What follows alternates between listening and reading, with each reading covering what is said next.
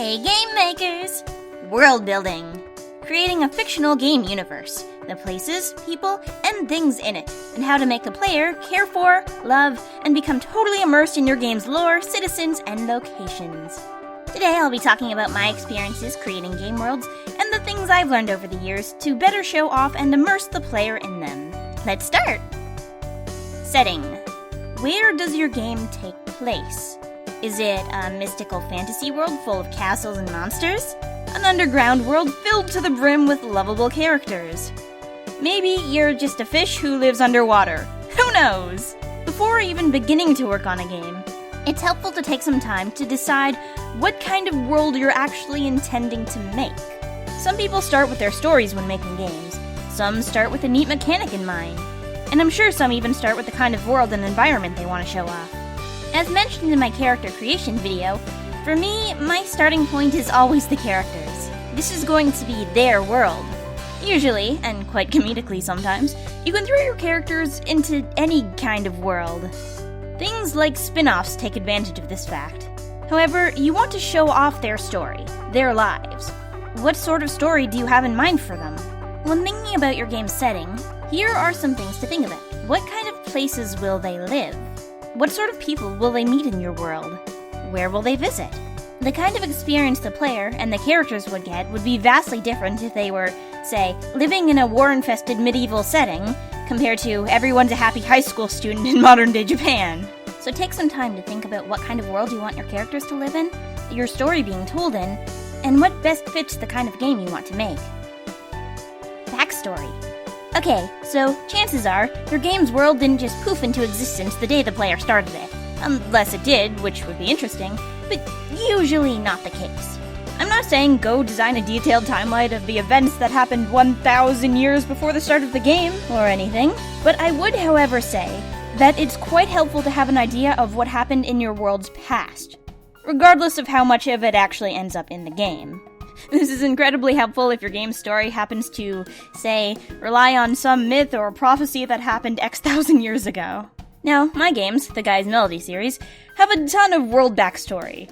There's stuff about angels and demons fighting, races getting wiped out, multi-universe things, how places were even created. And want to know how much of this actually ended up in the first game?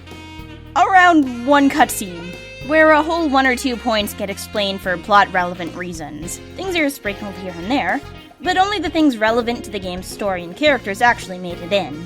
Now the sequel, that one loved to throw in backstory, and it just kinda runs with it. Throughout creating my first game, I had ideas of what happened in the past, and why things were the way they were, but it wasn't necessary to go into further detail for it, since the past wasn't as much of a focus. In the sequel, I took those ideas, worked on them, changed them a bit, made them better, and explained them, because for that game it was a lot more relevant. As you work on your game, it's nice to keep in mind how the events of the past have affected how things are now. Was there perhaps a massive war that wiped out most of existence? Maybe that's why there's only a small handful of towns you get to visit? The temple you worship, is there some reason you're there? Is there a reason it's there? You don't need to think of a reason or explanation for every little thing that occurs in your game, but it's helpful and quite fun to think of connections throughout your game and how things came to be. It's even more interesting if you can do it in a way where you throw an interesting plot point past the player and give them a reason to figure out the connection themselves later, or the reasoning or context of why something is. Make everything significant. Let's jump forward from our backstory. Every area in your world should have its own reason for being there. The reason it exists. Its own history, types of people, traditions, and in terms of gameplay, a reason the player characters would need to go there. What's going on in the world right now? Think of the starting point of your game. Where does everything start? Where are all of your potential party members at? Have their lives been influenced or in some way affected by the plot and the world? Let's talk actual in-game world building now. Things you can do to make your world feel more immersive to the player. Make NPCs, the non-player characters that usually walk around randomly in towns, interesting. As talked about in the character creation video, characters are real, and NPCs are no exception. Now, this doesn't mean you absolutely need to think out massively characterized backstories for every single NPC.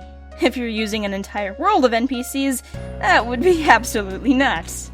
But you can make them have lives.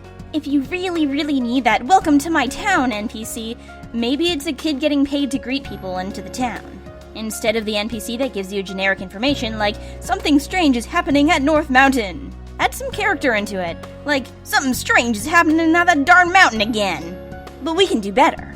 What about, something strange is happening at that darn mountain again. That poison smoke's been ruining my crops! This not only tells you that something is wrong, so you should probably go do something about it, oh great hero, but also that poison's involved, so maybe, I don't know, you should stock up on antidotes, and that it's having a negative effect on this person's life.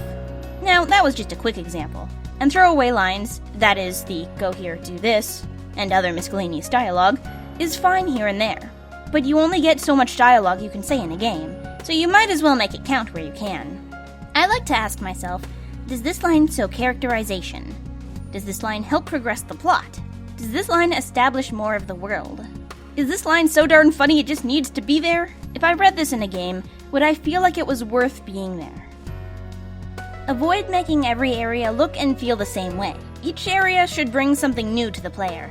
Now, my first game, Guy's Melody, suffered from this a lot from time to time. Specifically with caves. I've always found caves the most boringest things ever, but they're just so prominent in RPGs. Luckily, I realized this about halfway through, and my later dungeons are, debatably, better. But I didn't really get it until I started working on the sequel, Guy's Melody, Another Epilogue, where mostly I reduced the amount of caves, but even when they're used, they were all designed in a completely different way to keep things interesting. Whether it be towns, dungeons, evil fortresses of doom, forests, or whatever you choose to have, each place should have its own style and its own feel to it. Different designs, different kind of NPCs, different speech or language, different weather, different backstory, and so on. If done well, when the player thinks back to it, they should be able to differentiate each place from one another. The differences don't have to be dramatic all the way to the extreme, but enough so you can distinctively tell they are their own locations. Talk about your world in-game. Don't be afraid to introduce things the player has never heard of. Though, I'd advise not introducing too many foreign concepts to the player all at once. But a character talking about something that's happening in X town, or something related to X person, or even X skill, item, ability, plot point, foreshadowing, what have you. This will put it into the player's head. It tells them that things are happening in this world. Will they ever find out? And the world expands for them. Make things pretty! Okay, don't feel obligated to be crazy like me and want to do every little graphic yourself. I've already mentioned making the design of your areas more individual. Making their appearance varied is no exception. Even just using, say, the default RPG Maker graphics, with enough effort and practice you can make them look amazing. I also won't say you need great graphics to immerse the player into the world. Some games have amazing graphics and completely fall flat on pulling the player in. Whether you're designing your own high-detailed graphics, or using the defaults, going retro 8-bit style, or anything in between, draw, map, or create with the purpose of showing off the beauty your world has to offer. This may just be me, but I've always been a huge fan of the little things in games. Things like the player character looking at things when walking by them, or kneeling down to talk to shorter characters. Things like fun expression-filled face graphics, or character reaction sprites. Completely unrelated to the world itself, but I find this kind of thing makes me feel like I'm actually in the world. Because, well, if people see things, they look at them. You would kneel down to talk to a small child. I wouldn't say this is necessary by any stretch, and is probably just more of a personal preference. But little things the characters do to interact with each other and the world around them is the epitome of immersion to me. I've mentioned this a few times before, but think of your game as its own real life. Obviously there are limitations because, well, it is a game. But characters are people. They have likes, dislikes, fears, and life stories. Towns are places. They look and feel different, and are created throughout years and years of history to be shaped in their own image with their own types of customs and people. People like talking. They like debating, arguing, being right, and gossiping. So can your NPCs. Stories are driven by choice, just like real people. Characters in games have the choice to do what they're doing, and the world around them will reflect their choices. The best tip I can give for making your game's world immersive is think about what is real. Not too real, but real enough. People like real, it's relatable. Now, Real can be a pixelated world full of monsters. If the world has interesting places to visit, things to figure out in it, and an expanding universe that invites them in and grows with them, you've won. These have been my thoughts on world building and world immersion in RPGs. Make sure to let me know your thoughts down in the comments. If you'd like to help support future RPG Maker videos and games, you're welcome to check out my Patreon page, or follow me on Twitter and Facebook. Thank you for watching, and I'll see you next time, gamers!